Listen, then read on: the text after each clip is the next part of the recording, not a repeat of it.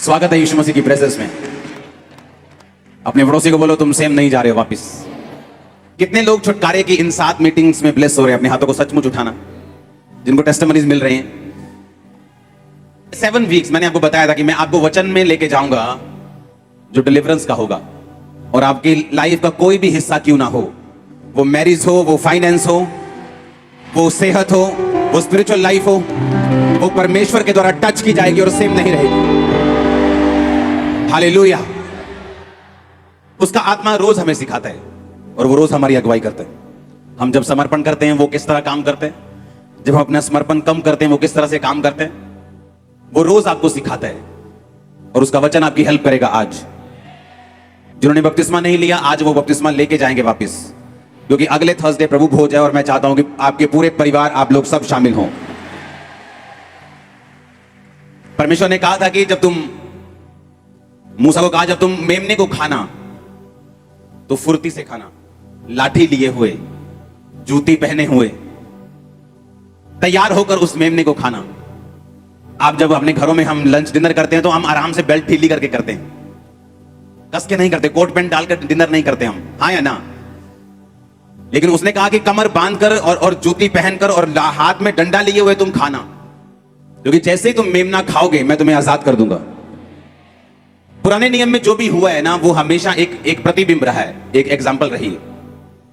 और नए नियम में जब हम उसी मेमने को प्रभु भोज के रूप में, रोटी के रूप में खाते हैं, हमें यह मालूम होता है कि हमें बिल्कुल तैयारी के साथ खाना है, क्योंकि गुड न्यूज आपका वेट कर रही है। उसके बाद हमें लगता है कि हम एक ईसाइयों वाला एक रीति रिवाज पूरा कर रहे हैं कि यीशु मसीह ने कहा था मेरे आने के समय तक मेरी मौत को याद करके इसी तरह किया करना, रोटी लेना और उसको मेरी देह बोलना, और जूस लेकर उसको मेरा लहू बोलना। हमें लगता है हम उसको जूस बोल रहे हैं, उसको रोटी बोल रहे हैं, लेकिन वो जूस और रोटी नहीं है, वो वास्तव में उसका शरीर और वास्तव में उसका लहू है, बाइबल कहती है। और बाइबल कहती है जो कुछ आप खाते हैं, किसी के व्यक्ति के ब्लड के सैंपल को अगर आप लेंगे तो उसके ब्लड से सब कुछ आ जाता है कि ये चिकन ज्यादा खाता है, ये सब्जियां ज्यादा खाता है, ये बंदा इसमें ये चीज की कमी है, इसमें ये चीज की बहुतायत है। डॉक्टर बोलते हैं तेरे में यूरिक एसिड बढ़ गया है, चिकन कम कर दो, अंडे कम कर दो, दाल कम कर दो, तुम ज्यादा खाते हो। आपके ब्लड में मालूम होता है कि आप क्या खाते हैं। आप जो खाते हैं वो आपके ब्लड में जाता है। जब आप जीसस क्राइस्ट को खाते हैं वो भी आपके ब्लड में जाता है। इसलिए मैं कहता हूं कि आप कभी फेल नहीं हो सकते। मालूम क्यों? अगर मेरा डीएनए जीसस क्राइस्ट का बन जाता है, जब मैं यीशु मसीह को मान लेता हूं, बैप्टाइज लेता हूं, मैं प्रभु भोज लेता हूं, मेरा डीएनए जो है, मेरा स्पिरिचुअल डीएनए अब फेलियर वाला नहीं है। आप कभी फेल नहीं हो सकते, कभी भी। मैंने ये नहीं कहा आप में से 99.99% फेल नहीं होंगे। अगर यीशु मसीह को आपने अपना उद्धारकर्ता मान लिया है, अगर जीसस क्राइस्ट आपके दिल में है, आपने बपतिस्मा ले लिया, मैंने कहा कभी भी आप फेल नहीं होंगे। वो आपकी लाइफ हो, वो आपका कुछ भी हो जो आपके साथ जुड़ा हुआ है, बशर्ते आपने वचन का ध्यान रखा हो। दाऊद को एक भी जना हरा नहीं सका, लेकिन दाऊद अपने परिवार में फेलियर था।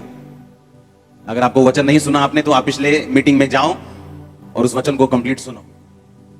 बाइबल कहती है दाऊद अपने बच्चों को उसने एक बार भी निराश नहीं किया, कभी भी उनको डांटा नहीं। हमें लगता है ये अच्छी बात है, लेकिन बाइबल कहती है अपने बच्चे की ताड़ना तू छड़ी से कर और तू उसको मरने से बचा लेगा। इसलिए परमेश्वर का आत्मा हमें बाइबल पढ़ने के लिए बोलता है, क्योंकि हम जानते हैं ये बात को कि चाहे तुम बड़े से बड़ी हस्ती क्यों नहीं हो, अगर तुमने वचन को ब्रेक किया तो उसका असर तुम्हारी जिंदगी पर जरूर होगा। परमेश्वर ने यह नहीं देखा कि दाऊद ने 66 लड़ाइयां लड़ी और जीती हैं, ये मेरा एक जन है मेरे पीछे चलने वाला। जहां उसने वचन तोड़ा उसका असर उसकी लाइफ पे था। सब जगह पास था, लेकिन फैमिली में फेल था, अपनी फैमिली को इकट्ठा नहीं रख पाया। उसका कारण बैतशेबा के साथ व्यभिचार, और उसका कारण अपने बच्चों को करेक्ट ना करना। एक एक बिंदु बाइबल का सच है।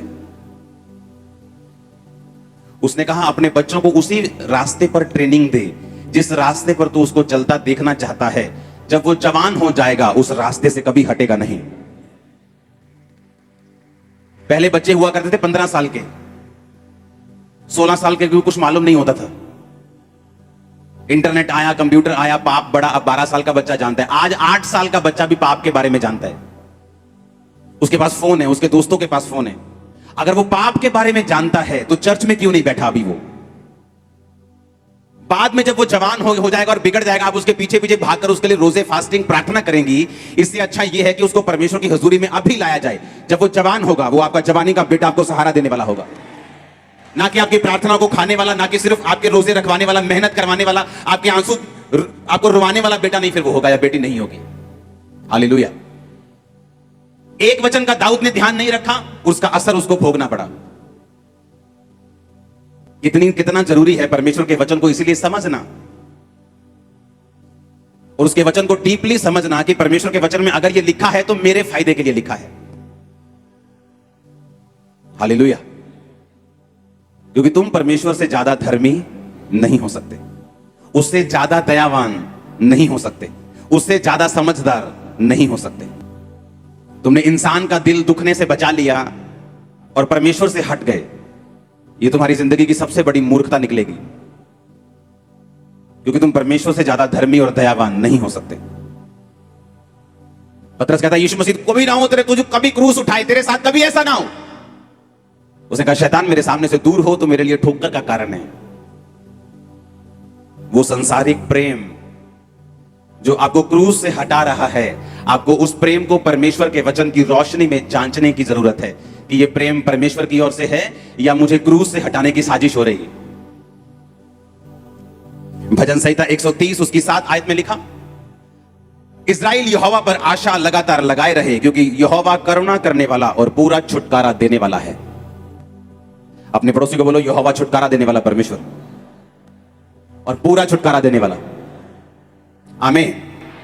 पहला राजा 11 उसकी 1 से 13 आयत को मैं पढ़ूंगा। परंतु राजा सुलेमान फिरौन की बेटी और बहुतेरी और विजातीय अन्य जाति स्त्रियों से जो मोआबी, अम्मोनी, एदोमी, सिदोनी, हित्ती थी, उनसे प्यार करने लगा। वे उन जातियों की थी जिनके विषय में यहोवा ने इस्राएलियों से कहा था कि तुम उनके मध्य में ना जाना और ना वे तुम्हारे मध्य में आने पाए। वे तुम्हारा मन अपने देवताओं की ओर निस्संदेह फेरेंगी। और उन्हीं की प्रीति में सुलेमान लिप्त हो गया और उसके साथ 700 रानियां, 300 रखेलियां थी और उसकी इन स्त्रियों ने उसका मन बहका दिया। जब सुलेमान बूढ़ा हुआ तब उसकी स्त्रियों ने उसका मन पराये देवताओं की ओर बहका दिया और उसका मन अपने पिता दाऊद की नाई अपने परमेश्वर यहोवा पर पूरी रीति से लगा ना रहा। सुलेमान तो सिदोनियों की अश्तोरेत नामक देवी और अम्मोनियों के मिल्कोम नामक घृणित देवता के पीछे चला। और सुलेमान ने वह किया जो यहोवा की दृष्टि में बुरा है, और वह यहोवा के पीछे अपने पिता दाऊद की नाई पूरी रीति से ना चला। उन दिनों सुलेमान ने यरूशलेम के सामने के पहाड़ पर मोआबियों के कमोश नामक देवता के लिए और अम्मोनियों के मोलेक नामक घृणित देवता के लिए एक एक ऊंचा स्थान बनवाया। और अपनी अपनी सब अन्य जाति स्त्रियों के लिए भी जो अपने अपने देवताओं को धूप जलाती और बलिदान करती थी, उसने ऐसा ही किया। तब यहोवा ने सुलेमान पर क्रोध किया और उसका मन इस्राएल के परमेश्वर यहोवा से फिर गया था, जिसने उसको 2 बार दर्शन दिया था। और उसने इस बात के विषय में आज्ञा दी थी कि पराये देवताओं के पीछे ना हो लेना, तो भी उसने यहोवा का कहा ना माना। और यहोवा ने सुलेमान से कहा, तुझसे जो ऐसा काम हुआ है और मेरी बंधाई हुई वाचा और दी हुई विधि तूने पूरी नहीं की, इस कारण मैं राज्य को निश्चय तुझसे छीन कर तेरे एक कर्मचारी को दे दूंगा। तो भी तेरे पिता दाऊद के कारण तेरे दिनों में ऐसा ना करूंगा, परंतु तेरे पुत्र के हाथ से राज्य छीन लूंगा। फिर मैं ये पूर्ण राज्य तो ना छीन लूंगा, परंतु अपने दास दाऊद के कारण और अपने चुने हुए यरूशलेम के कारण मैं तेरे पुत्र के हाथ में एक गोत्र छोड़ दूंगा। अपने हाथों को उठा, बोलो ये वचन मेरी जिंदगी में फल लाए। जितना मैं सुनूं मैं उसे कबूल करूं, उसे मानूं। आमीन। मैंने आपको दाऊद के बारे में बताया, हाँ या ना? हर जगह कामयाब, परिवार में फेल, कारण परमेश्वर के वचन को फॉलो नहीं किया। उसने कहा यहोवा पूरा छुटकारा देने वाला परमेश्वर है। जब परमेश्वर आपको देखता है तो वो इस निगाह से देखता है कि मैं इसकी पारिवारिक प्रॉब्लम से इसको छुटकारा दूंगा, मैं इसको फाइनेंशियली छुटकारा दूंगा, मैं इसको गलत आदमियों से छुटकारा दूंगा, अनफ्रूटफुल लोगों से छुटकारा दूंगा, मैं इसकी बीमारी से छुटकारा दूंगा, मैं उसे पूरा छुटकारा दूंगा। बाइबल कहती है यहोवा पूरा छुटकारा देने वाला परमेश्वर है। बहुत से अमीर लोग हैं, बहुत से अमीर सेलिब्रिटीज हैं, उनके पास पैसा है पर छुटकारा नहीं। कोई डिप्रेशन से लड़ रहा है, कोई बीमारी से लड़ रहा है, कोई फैमिली फेलियर से लड़ रहा है, क्योंकि उनके पास पूरा छुटकारा नहीं मिल सकता, क्योंकि बाइबल कहती है यहोवा ही है जो पूरा छुटकारा तुम्हें दे सकता है। अब सुनो ध्यान से, दाऊद के पास पूरा छुटकारा था, सिर्फ एक जगह छुटकारा नहीं था, वो था उसका परिवार। कारण था खुद दाऊद, उसने परिवार के विषय में परमेश्वर की आज्ञा को नहीं माना और जो कुछ परमेश्वर का वचन कहता था उसने फॉलो नहीं किया। क्योंकि परमेश्वर, बाइबल कहती है, वो पक्षपात करने वाला परमेश्वर नहीं है, ना ही वो शक्लों को देखता है, ना ही वो ये देखता है कि तुम कितने बड़े दास हो या कितने छोटे विश्वासी हो। अगर तुमने वचन फॉलो किया वो तुम्हें ब्लेस करेगा, अगर तुम वचन से हटे तो तुम खुद श्रापित हो जाओगे। वो सुलेमान जिसको परमेश्वर ने 2 बार दर्शन दिया, पहली बार जब उसको बुद्धि देनी थी, जब उसको उसके बाद जब उसने परमेश्वर का भवन बनाया तब उसको दर्शन दिया। सुलेमान के जैसे कोई बुद्धिमान व्यक्ति पूरी दुनिया में नहीं था। दूर दूर से लोग उसको देखते, उसको उसके कपड़े, उसके खाने, उसके पहनने, उसके जो लोगों के साथ मिलने का सिस्टम था, जो उसके कर्मचारी थे, वो उनको देखने के लिए दूर दूर से आते थे। और बाइबल कहती है ऐसी धरती पे कोई चीज नहीं थी, आसमान पे कोई चीज नहीं थी जिसका जिक्र सुलेमान ने नहीं किया हो। जितने नीति वचन लिखे उसने, उनमें से 5% भी बाइबल में नहीं है जितने उसने टोटल लिखे थे। कुछ आप बाइबल में पढ़ते हैं। आपके लिए छुटकारा जरूरी है, हाँ या ना? मैंने क्रिश्चियन लोगों को भी बंधुआई में देखा है। ये 7 हफ्ते में आपको छुटकारे का वचन दे रहा हूं, उसे ध्यान से सुनना। एक छुटकारा पास्टर को भी चाहिए, अनफ्रूटफुल लोगों से अगले लेवल पे जाने के लिए। छुटकारा बंधनों से कि उसके पास ऐसे कांटेक्ट नहीं है जो रियली फ्रूटफुल हो। फाइनेंशियल छुटकारा की हर टाइम एक ही लेवल पे आप रहते हैं। उस कर्ज से छुटकारा कि आपकी फैमिली में कोई भी उस एक हद से आगे नहीं बढ़ पाता।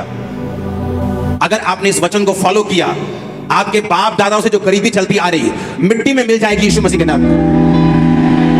आप उसे ब्रेक कर देंगे, पहले होंगे जो जहाज पे बैठेंगे और अमेरिका घूमेंगे। मैं आपको सच कह रहा हूं, मैं आपको सच कह रहा हूं। आप फर्स्ट होंगे जो वो चीजें बाय करेंगे जो आपकी फैमिली ने नहीं की। मैं आपको सच कह रहा हूं, अगर आपने इस वचन को ध्यान से सुना, आपके बच्चे आपके रिश्तेदारों के बच्चों से कहीं उत्तम होंगे। अगर सुनो मेरी बात वचन की है।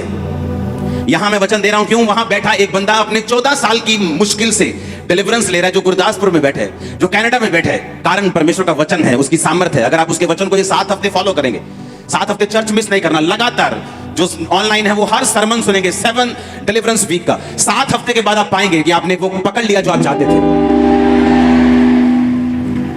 हर वो जादू, वो टोना, वो बंधन जो आपके पीछे पड़ा रहा है सालों से, ये 7 हफ्ते के बाद शर्मिंदा होगा आपकी लाइफ से। ये आपके डिलीवरेंस वीक है, ये होगा। आमीन हो जाए ये ब्लेसिंग तुम्हारी ये चर्च। तुम धीरे धीरे अपनी मिनिस्ट्री को नहीं बनाओगे, तुम फास्ट बनाओगे अभी से यीशु के नाम में। तुम धीरे धीरे अपने घर को नहीं बनाओगे, तुम जल्दी से बनाओगे यीशु मसीह के नाम में। हालेलुया। इस डिलीवरेंस के वचन को अंदर समा लेना। पहले हफ्ते का वचन क्या था, दूसरे हफ्ते का क्या था, संडे का शाम का क्या था, थर्सडे क्या था, उसे लिखना। लिखे बिना इस वचन को नहीं जाना। मैंने अपनी लाइफ में नोटिस किया है, जिनकी जिंदगी में परमेश्वर यहोवा के अलावा दूसरा परमेश्वर है, वो कभी भी डिलीवरेंस, पूरा छुटकारा हासिल नहीं करते अपनी लाइफ में। वो 40 रोजे छोड़ दे, वो 400 रोजा रख लें, तब भी डिलीवरेंस नहीं होगी। वो 800 रोजे रख लें, नंगे पैर जाएं, अपना सब कुछ दे दें, तब भी उनकी डिलीवरेंस नहीं होगी। परमेश्वर ने कहा, तू अन्य जाति की औरत में शादी मत करना, ऐसा ना हो कि वो अपना मन, तेरा मन अपने देवताओं की ओर तुझे बहका दे। सुलेमान जो हर तरफ से कामयाब व्यक्ति था, क्योंकि उसके पिता ने उसके लिए लड़ाइयां लड़ी थी, और जब उसको राज्य मिला वो बड़ा स्थिर राज्य था। और बाइबल कहती है सुलेमान ने सिर्फ ग्रोथ की होगी, फाइट नहीं थी उसकी लाइफ में, सिर्फ ग्रोथ बढ़ता गया। इधर से टैक्स आ रहा है, उधर से टैक्स आ रहा है, ये राज्य के साथ संधि हो रही, उस राज्य के साथ संधि हो रही, वो सोना भेज रहा है, वो इतने टन सोना लेके आ रहा है। अगर आप बाइबल पढ़ेंगे ध्यान से, सुलेमान हर टाइम, जिस तरह दुबई है आज, हर तरफ से पैसा आ रहा है, प्रॉपर्टी से पैसा आ रहा है, इधर से पैसा, उधर से पैसा। वो सुलेमान उससे कहीं अधिक ऊपर था और हर तरफ से ब्लेस था। और बाइबल कहती जो औरतों के साथ उसने शादी की थी, धीरे धीरे उन औरतों ने उसका मन अपने देवताओं की ओर कर लिया। और सबसे डेंजरस बात है क्रिश्चियनिटी की, कि जब आप ऐसी गलतियां करते हैं, उसका असर आपको तब नहीं होता। कोई आज व्यभिचार कर सकता है और 2 महीने में उसको गाड़ी की आशीष मिल सकती है, पर इसका मतलब यह नहीं कि परमेश्वर भूल गया। कुछ कंपनी तनख्वाह साल बाद देती है, कुछ पाप का असर सेम डे होता है, कुछ पाप का असर 6 महीने में होता है, कुछ पाप का असर साल में होता है, कुछ पाप का असर 10 साल में होता है। जिन लोगों ने यीशु मसीह को क्रूस पे चढ़ाया, परमेश्वर ने कहा मेरे लिए नहीं, अपने और अपने बालकों के लिए रो। पता क्या हुआ? यीशु मसीह के क्रूस पे चढ़ने के कुछ साल बाद उस जगह पे अटैक किया गया, परमेश्वर का भवन तोड़ दिया गया, उन सब लोगों को बंधु बना लिया गया था।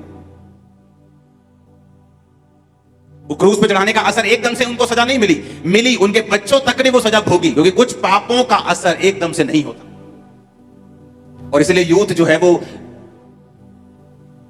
मिसअंडरस्टैंड कर लेता है इस चीज को, कि मैं तो, मेरी तो बॉयफ्रेंड को परमेश्वर ने अलाउ कर दिया, देखो मेरा बॉयफ्रेंड है, गर्लफ्रेंड है, ये देखो खुदा ने मुझे ब्लेसिंग दी है, मेरी जॉब में प्रमोशन हो गई। धीरे धीरे सुलेमान का मन बहका, एकदम से नहीं, धीरे धीरे धीरे धीरे धीरे धीरे धीरे धीरे पहले धीरे धीरे वो लेके गई होगी, पहले धीरे धीरे कुछ खिलाया होगा। नहीं नहीं मैं तो यहोवा का मानता हूं, ये खाला थोड़ा जा, कोई नहीं, हमने नाल चली बाहर भेजी तुम। जैसे ऑटो वाले बाहर नहीं बैठते यहाँ के, पहले बाहर बैठते हैं, फिर थोड़ा आगे आते हैं, फिर यहाँ बैठते हैं, फिर यहाँ आ जाते हैं। पहले छोड़ने आए थे, फिर लगा कि यार देख आते तो है, ये देखते ले क्या बोलता, क्या ये बंदा, देख सुन तो ले। फिर बाहर से सुनना शुरू किया, तो गलत है, ठीक है यार। फिर अंदर आए, फिर आगे आ गए, और कभी स्टेज पे भी पहुंच जाओगे। हालेलुया। आप समझ रहे मेरी बात को कि नहीं? धीरे धीरे उन्होंने उसका मन अन्य देवताओं की ओर फेर दिया। तुम्हें डर लगता है क्योंकि तुम लोगों को नाराज नहीं करना चाहते। मुझे न्योते आते, जहां बहुत सारे ऐसे लोग होते जहां पे मुझे आने का न्योता मिलता है, मैं उनको यही बात बोलता हूं कि अगर मैं अपने परमेश्वर के साथ वफादार नहीं हूं, मैं इंसान के साथ कैसे हो सकता हूं? मेरा एक ही परमेश्वर है, मैं आपको प्यार करता हूं, लेकिन मेरा बिलीव सिर्फ यीशु मसीह के ऊपर है और रहेगा। मेरा सिर उसी के सामने झुकता है और झुकेगा। That's it. क्योंकि यहोवा पूरा छुटकारा देने वाला परमेश्वर है। मुझे लोगों को खुश नहीं करना है कि मैं परमेश्वर को नाराज कर लूं और लोगों को खुश कर लूं, प्रेम का संदेश दूं। ऐसा प्रेम बाइबल में लिखा है, ये शैतानी और शारीरिक है। वो प्रेम जो परमेश्वर से उपजता है वही असली प्रेम है। वो प्रेम हमें दूसरों की निंदा करने के लिए नहीं कहता। मेरा जो विश्वास है मैं उसमें खुश हूं, आपका जो विश्वास है आप खुश रहिए। मुझे आपसे कोई जलसी नहीं, कोई वैर नहीं, कोई विरोधता नहीं, लेकिन मैं अपने विश्वास में खुश था और रहूंगा। मैंने क्रिश्चियन देखे दोनों साइड चलते, सारा साल वो क्रिश्चियन है जब तक उनका मेला ना आ जाए, साल में एक बार जो आता है। उस मेले में वो ऐसे घूम रहे होते हैं जैसे किसी ने चाबी देके छोड़ा होता है, पूरा हाई एक्साइटेड, और भूल जाते कि यहोवा पूरा छुटकारा देने वाला परमेश्वर। अगर वो जिंदगी में नहीं होगा तो उसके बाद फिर पूरा छुटकारा नहीं होगा। तुम रोजे रख लो, तुम चर्च चले जाओ, तुम सेवा कर लो, तुम बाल्टियां उठा लो, तुम मिट्टी उठा लो, कुछ भी कर लो। परमेश्वर ने कहा, इसलिए मैंने तुमसे कहा कि तुम अन्य जातियों में शादी मत करना। ऐसा ना हो कि वो अपना मन, तेरा मन अपने देवताओं की ओर फेर दें। और बाइबल कहती सुलेमान ने यही गलती की, जीवन में कामयाब रहा, कोई लड़ाई नहीं हारा, थोड़ी बहुत लड़ाइयां लड़ी, ग्रोथ की, परमेश्वर का भवन बनाया, उसने बड़े बड़े काम किए, पूरी दुनिया में उसकी कीर्ति फैली, पूरी दुनिया से लोग उसको मिलने के लिए आते थे। लेकिन जहां उसने परमेश्वर का वचन तोड़ा, परमेश्वर ने कहा अब मैं ये राज्य तुझसे छीन कर एक लोएस्ट बंदे को दे दूंगा, तुझे ताकि ज्ञात हो जाए, तुझे ये मालूम हो जाए कि यहोवा ही पूरा छुटकारा देने वाला परमेश्वर है। अब मैं तुझसे 12 गोत्र नहीं छीनूंगा, क्योंकि मैंने दाऊद से वायदा किया था कि मैं तेरे एक निज वंश को गद्दी पे हमेशा बिठा के रखूंगा। इसलिए 11 गोत्र मैं तुझसे ले लूंगा, 11 हिस्से ले लूंगा और छोटा सा हिस्सा तेरे पास छोड़ दूंगा, ताकि मैं दाऊद के साथ किए वायदे को भी पूरा कर सकूं। लेकिन मैं तुझे इतनी ब्लेसिंग में रहने नहीं दूंगा, क्योंकि तूने मेरे वचन को तोड़ा है। इसके लिए प्रैक्टिस करनी पड़ती है आपको, ना ना ना बोलना पड़ता है। कितनी बार, कई बार लोगों के गुस्से का सामना करना पड़ता है आपको, कई बार आपको लोगों को नाराज करना पड़ता है, लेकिन मैंने ये किया है और आज मैं ब्लेस्ड हूं संपूर्ण छुटकारे में। आप भी हो जाएं। आमीन। मुझे एक बात मालूम है, छुटकारा परमेश्वर की ओर से, वही छुटकारा दे सकता है, कंप्लीट छुटकारा वही दे सकता है जो आपकी लाइफ में आपकी बॉडी को चाहिए, आपके सिस्टम को चाहिए, आपके माइंड को चाहिए, आपके बॉडी को, आपके फाइनेंस को, आपकी फैमिली को, आपकी मैरिज लाइफ को। जो डिलीवरेंस चाहिए वो परमेश्वर दे सकता है। और मैं आपको 7 हफ्ते ये डिलीवरेंस कैसे होती है बताता रहूंगा। आपकी लाइफ में एक ही परमेश्वर होना चाहिए, सामने कितनी बड़ी भी ऑपोजिशन क्यों ना हो, उनको देखकर आपका वचन बदलना नहीं चाहिए, बल्कि और सख्त हो जाना चाहिए। हमारा एक ही परमेश्वर था, है और रहेगा, और उसी को प्रीच करते थे, हैं और रहेंगे। आमीन। क्योंकि यहोवा पूरा छुटकारा देने वाला परमेश्वर है। जब मेरा छुटकारा यहोवा से है तो मुझे इंसान का डर नहीं होना चाहिए। अगर मुझे मालूम है कि परमेश्वर के वचन को अगर मैं तोड़ूंगा, मैंने कितनी भी प्रार्थनाएं क्यों ना की हूं, मैंने कितनी भी टाइट क्यों ना दी हो, कितनी भी मेहनत क्यों ना की हो, उसका असर मेरी लाइफ पे होगा अगर मैं वचन को तोड़ूंगा तो। दाऊद उसकी एक एग्जांपल है, अब्राहम उसकी एक एग्जांपल है, सुलेमान उसकी एक एग्जांपल है। पतरस जो लंगड़े चलाने वाला, अंधों को दिखाने वाला, उसने भी जब अविश्वास किया तो बाइबल कहती फिर से डूबने लगा, और परमेश्वर ने कहा हे अल्पविश्वासी, तूने क्यों संदेह किया। एलिया जब प्रार्थना से भरपूर था, परमेश्वर के सामने रोज जाता था, राजा के सामने कहता ए राजा, मेरे कहे बिना ना बारिश आएगी ना औंस पड़ेगी। जब प्रार्थना कम हुई तो एक लेडी ने जब मारी दबका कि तेरा सिर तेरे धड़ से अलग कर दो, भागना पड़ा उसको। जो स्पिरिचुअल रूल्स हैं वो आपकी शक्ल, आपका ओहदा नहीं देखते हैं, आपका पास्ट नहीं देखते हैं। आज आप परमेश्वर के वचन को मानेंगे, आप आज ब्लेस्ड होंगे। That's it. जब मैं एक ऐसे भोज में, ऐसे लंगर में शामिल हो रहा हूं जो यहोवा का नहीं है, तो इसका मतलब मैं भी मानता हूं फिर कि आप जिसको मान रहे हैं मैं उसमें शामिल हो रहा हूं। तो परमेश्वर ने क्या कहा बाइबल में?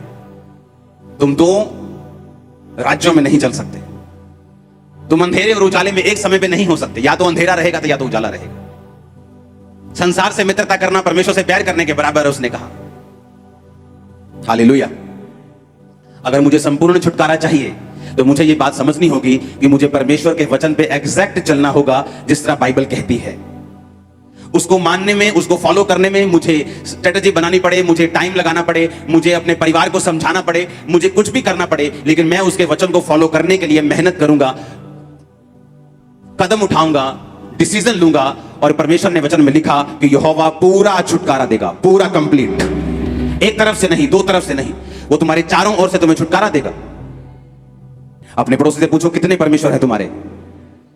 कहीं पैसा तुम्हारा परमेश्वर तो नहीं? व्यभिचार तुम्हारा परमेश्वर तो नहीं? हालेलुया।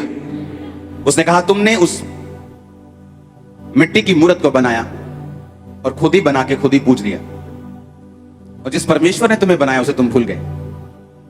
वो कहता मैं पूरा छुटकारा देने वाला परमेश्वर। जब हम परमेश्वर को फॉलो करेंगे, जो किसी धर्म का नहीं, जो किसी जात का नहीं, जो कहता है कि मैं मिट्टी के बनाए हुए उन मूर्तों में, उन भवनों में नहीं रहता हूं, मैं तुम में रहता हूं, उसको जब हम फॉलो करेंगे वो तुम्हें दिखाएगा छुटकारा किस भला का नाम है, छुटकारा किसे कहते हैं। प्रॉब्लम अगर छुटकारा नहीं मिला तो परमेश्वर में नहीं है, प्रॉब्लम हम में है। और जब हम इसको फॉलो करना शुरू कर देंगे, जब हम पूरी तरह से वचन को फॉलो करेंगे, आपको टेस्ट जब होगा छुटकारे का, आप बोलोगे ये कोई नहीं कर सकता था जो मेरे साथ हुआ है। कोई फैमिली मैन, कोई डॉक्टर, कोई मेडिकल साइंस, कोई दुनिया, कोई पॉलिटिशियन, कोई बंदा ये मेरी लाइफ में नहीं कर सकता था जो परमेश्वर यहोवा ने मेरी जिंदगी में किया है। आपको पक्की यारी लगानी पड़ेगी उसके साथ। पहला प्रेम और आखिरी प्रेम यीशु मसीह होना चाहिए आपकी लाइफ में। अगर आप सीरियस हैं तो अपनी लाइफ के लिए। हर बंदा चाहता है वो फाइनेंशियली ब्लेस्ड हो, हर बंदा चाहता है वो अपनी मैरिज में, अपने घर में, अपनी जिंदगी में, अपनी बॉडी में ब्लेस्ड हो। परमेश्वर भी तो यही चाहता है। बाइबल कहती है इसलिए प्रभु यीशु मसीह मारे गए, गाड़े गए और तीसरे दिन मुर्दों में से जी उठे। उसी के मार खाने से तुम चंगे हुए हो। तुम्हारे डिप्रेशन के लिए उसने कांटों का ताज पहना, तुम्हारी जो बेइज्जती थी, तुम्हारे जो पाप थे उसने क्रूस पर सहे। वो दूसरी आम मौत भी ले सकता। कोई तलवार से यीशु मसीह को मार जाता, डेथ हो जाती 5 मिनट में, ऐसा भी हो। बाइबल कहती है उसने जानबूझकर मृत्यु को, क्रूस की मृत्यु को सहा, क्योंकि वचन पूरा होना था कि जो काठ पर, लकड़ी पर लटकाया जाता है वो श्रापित होगा। उसने तुम्हारे श्राप, बाइबल कहती है, अपने ऊपर लिए, तुम्हारे पापों के लिए लहू बहाया, तुम्हारी बीमारियों के लिए 39 कोड़े खाए। और आज जब हम विश्वास करते हैं कि परमेश्वर तू मेरा उद्धार करता, तू ही मेरा परमेश्वर है, वो शर्मिंदगी जो यीशु मसीह ने उठाई हमारी खत्म हो जाती है, क्योंकि हम बिलीव करते हैं कि मेरी परमेश्वर उठा चुका है, आज से मैं शर्मिंदा नहीं रहूंगा। आप मेरी बात समझ रहे कि नहीं? फिर हम बिलीव करते हैं कि यीशु मसीह, आप मेरे उद्धार करते हैं, आप मेरे परमेश्वर हैं। आप नहीं कहते तुम मेरा डैडी है, तुम मेरा डैडी है, तुम मेरा डैडी है। तुम इतने डैडी नहीं हो सकते। डैडी एक ही है, तो परमेश्वर भी एक ही है।